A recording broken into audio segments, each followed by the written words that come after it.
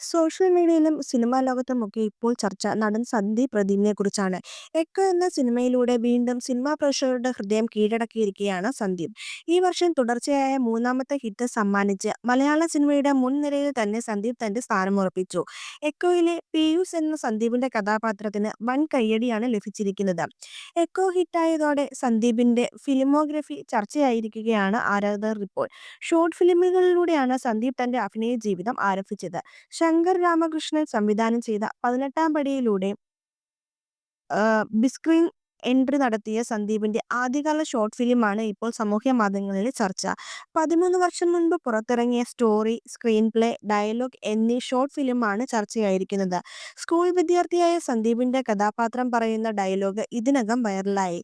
School drama ടീമിൽ നിന്നും പുറത്താക്കപ്പെട്ട മോഹൻരാജ് എന്ന വിദ്യാർത്ഥിയായാണ് സന്ദീപ് വേഷമിട്ടത്. യു.പി. സ്കൂളിലെ ബെസ്റ്റ് ആക്ടർ ആരാണെന്നറിയാമോ? ഈ മോഹൻരാജ്. എനിക്കെന്റെ കഴിവ് തെളിയിക്കണം. എന്നെ തള്ളിപ്പറഞ്ഞവരുടെ മുന്നിൽ നല്ല നടനാണെന്ന് പറയിക്കണം എന്ന സന്ദീപിന്റെ ഡയലോഗ് വെച്ചുകൊണ്ടുള്ള എഡിറ്റഡ് വീഡിയോ സോഷ്യൽ മീഡിയയിൽ വൻ തരംഗമായിരിക്കുകയാണ്. ഈ ഡയലോഗിന് ശേഷം സന്ദീപിന്റെ കഥാപാത്രങ്ങളുടെ ക്ലിപ്പുകളാണ് വീഡിയോ ആക്കിയിട്ടുള്ളത്.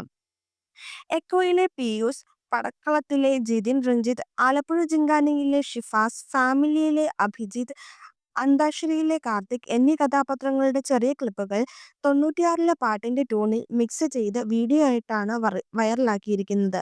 പറഞ്ഞതുപോലെ തന്നെ ചെയ്തിട്ടുണ്ട്. ചെക്കൻ പണ്ടേ തീയാണല്ലോ, ഓരോ പടം കഴിയുന്തോറും കയറി വരുന്നുണ്ട് എന്നിങ്ങനെയാണ് പല പോസ്റ്ററുകളുടെയും ക്യാപ്ഷനുകൾ. നിരവധി പേരാണ് സന്ദീപിനെ അഭിനന്ദിച്ചുകൊണ്ട് രംഗത്ത് വന്നിരിക്കുന്നത്.